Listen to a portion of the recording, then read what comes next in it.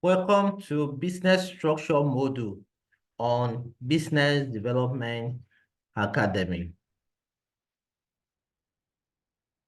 In this module, you will learn 1. Introduction to business structure. 2. How to systematize or how to systemize your business. 3. Company policy. 4. Standard operating procedure. 5. Organizational charts. This is what you will learn from this module. Introduction to business structure. Business structure refers to the legal and organizational framework within which a business operates.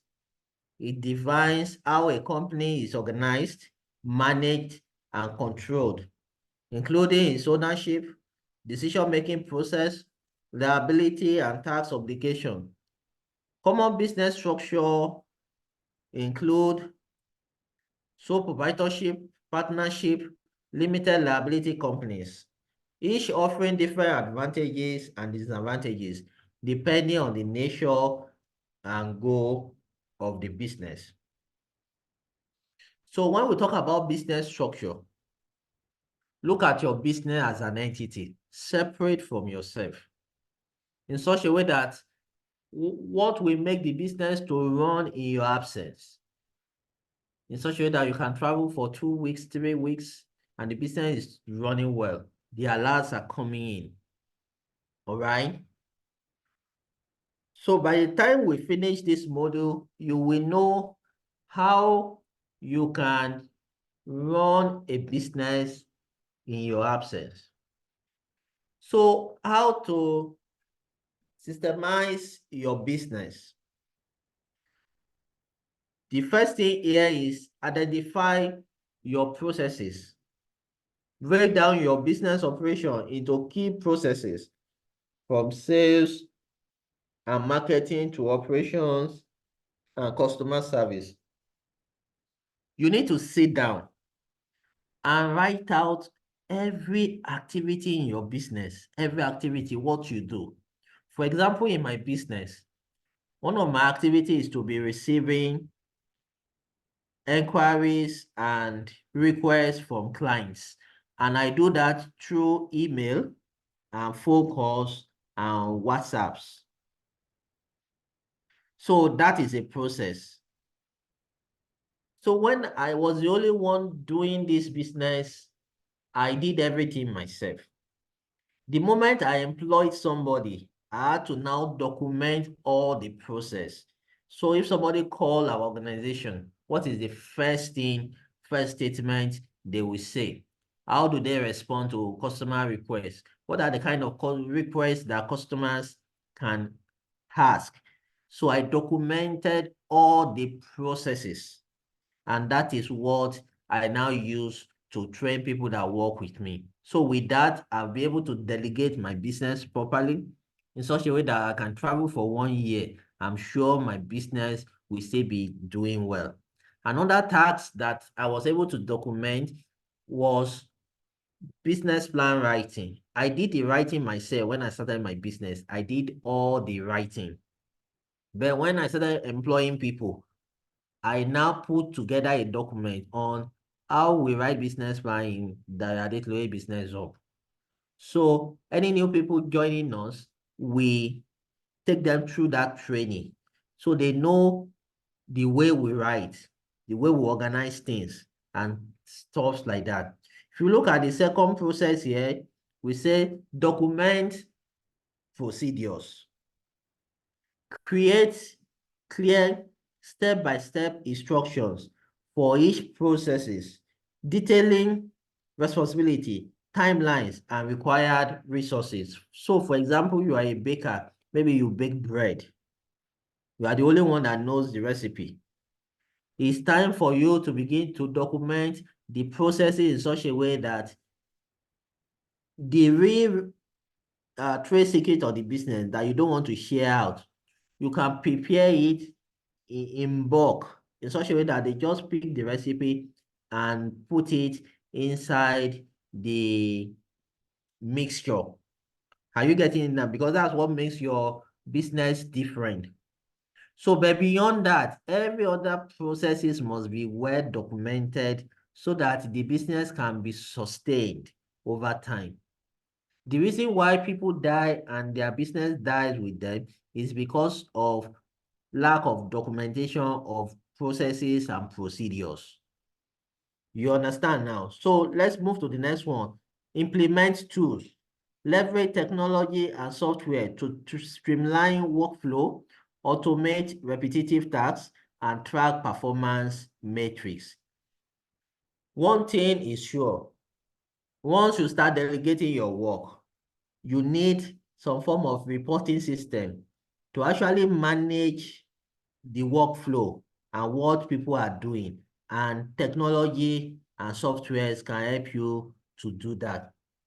For example, we have some tools we use in our organization like email marketing tool that gives us reports.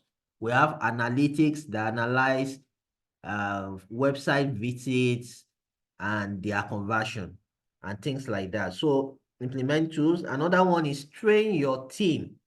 Ensure all employees understand and adhere to established procedures through comprehensive training and ongoing support. After training, you do retraining and you provide ongoing support until they master the way they do things in your organization 100%.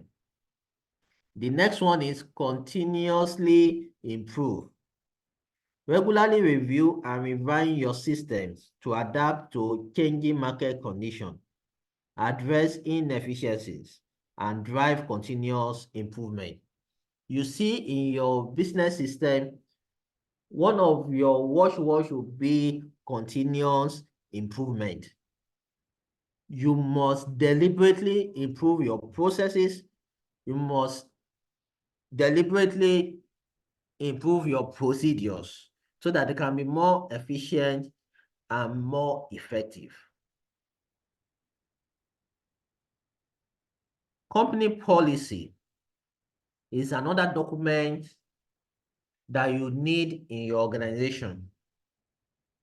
Company policy refers to a set of guidelines, rules, and procedures established by a company to govern various aspects of the company operations, conduct, and relationships with employees, customers, and other stakeholders.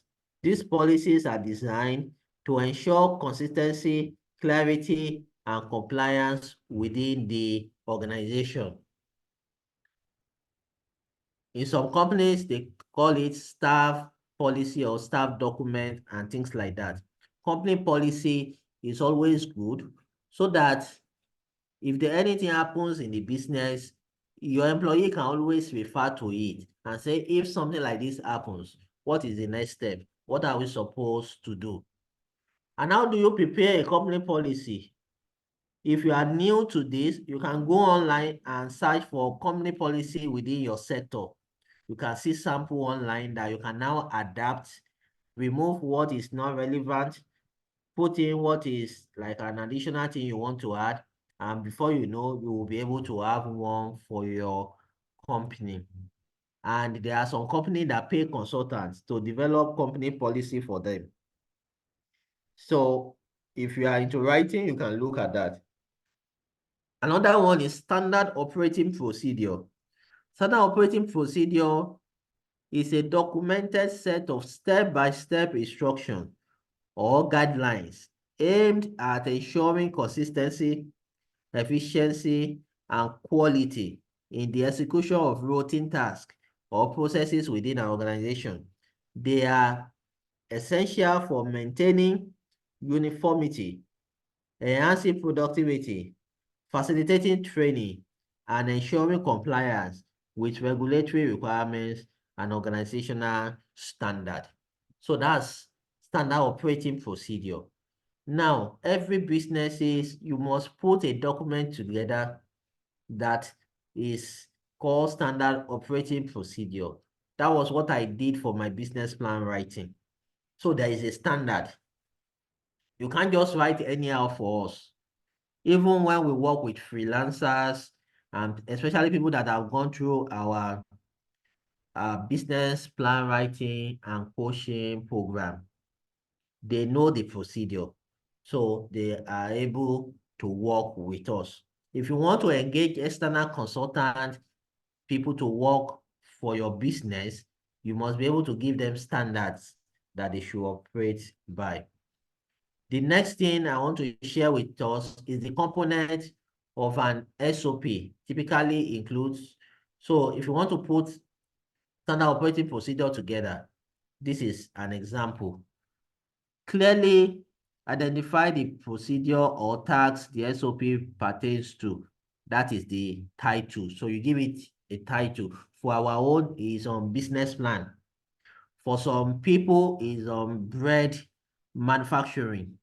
For some people is about the fashion business. Do you know that if you own a fashion business and you employ people to sew for you, you can give them SOP.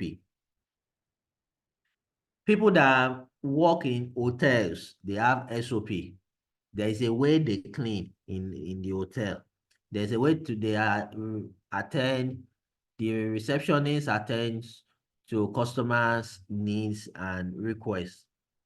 Their kitchen in the hotel, the meals they prepare, they have SOP for it. There is a standard you have to follow because there is a particular way that meal needs to taste. So the next one is the purpose and objective. State the reason for the procedure's existence and what it aims to achieve. Then scope. Define the boundaries or limitation of the procedure, specifying whether it applies and where it does not. Responsibility. List the roles and individual responsible for carrying out each step of the procedure. Material and resources. Specify the equipment, materials, tools, or resources needed to perform the procedure effectively. Another one here is procedure steps. Provide a detailed sequential breakdown of the steps to be followed to complete the task or process. Safety precautions. Outline any safety precautions and safety measures or protocols that need to be observed during the procedure to ensure the well-being of personnel and assistants and assets. For people in the medical line, you know they have operations, all right? These operations could be, for example, when they want to open you up, when they are doing operations for you, all right? These operations are very detailed. They have a procedure they follow. Then if you operate machines in factory, there are safety precautions you must follow. All these things has to be documented. The next one is quality control. Describe any checks or quality assurance measure that should be performed to maintain standards and ensure the accuracy and reliability of the procedure. So there is always good for you to maintain quality in business. So SOP helps you to maintain the quality. Then references include any relevant documents, standards, regulation, guidelines reference in the SOP. So typically, this is how you prepare one. We will not give you this as an assignment, but we encourage you if you think that your business is at a stage that needs SOP, especially if you've already employed 2 or 3 people, even if it is one person, you need to put a document together that will help the person. I know that what you have is called SOP, but this guideline can help you to put it together appropriately. The next thing I want to talk about is organizational charts. In your organization, you need to understand how your organization works. An organizational chart usually represents the hierarchical structure of a company, illustrating the relationships and reporting lines between different roles and positions. The choice of chart depends on factors such as organization size, complexity, culture, and goal. So we have types of organizational charts here. We have the hierarchical organizational charts. This is the most common type, depicting the vertical structure of an organization from top level management down to lower level employee. So this organizational chart is in hierarchy. And this is the one that we have in maybe a university, for example. They will have the chancellor, the vice chancellor, they have the deputy vice chancellor, and things like that. They have the HODs, the deans, and so the thing goes like that. Now, there is another types of organization called matrix organization. All right. Let me talk about team-based organization first, then I'll come to matrix organization. Team-based organizational chart. In this type, the organization is divided into teams based on projects, functions, or expertise. It aligns teams members' role, inter-team relationship, promoting collaboration and agility. So you see this team-based organizational chart is a kind of an organization that functions in teams in such a way that we have this department, and they work together in organizational structure. Now we have the matrix organizational chart. In a matrix structure, employee reports to both a functional manager, e.g. department heads, and a project manager. So in a matrix organizational chart, you can also call it organizational structure, all right? This matrix use both hierarchical and the team-based organizational structure together in such a way that you can have somebody function as project manager and the same person is function as functional manager. We also have the divisional organizational chart, suitable for large organization with multiple divisions or business units.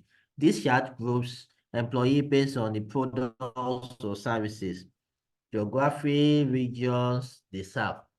So the example I will give you on this is, for example, in my company, the kind of structure we have is a kind of structure that is agile. All right. If you want to get feedback, we don't need to wait too much before you get feedback for a particular operations and procedures. So for consulting companies, for companies that work like architectural companies, they run more of team-based organizational charts. Why the hierarchy type of organization is the one that you see in schools and things like that. So you will need to be aware of how your organization is playing. This is an example of chart now. The CEO, the manager, then the manager reports the next set of people at the head of department, maybe HR manager, here could be finance manager, here could be sales manager. So we now have other people under them. So this looks like a pyramid, all right? So that's the way it is. So I hope you've learned one or two things from this module. Watch out for the next video of the Business Development Academy. Thank you.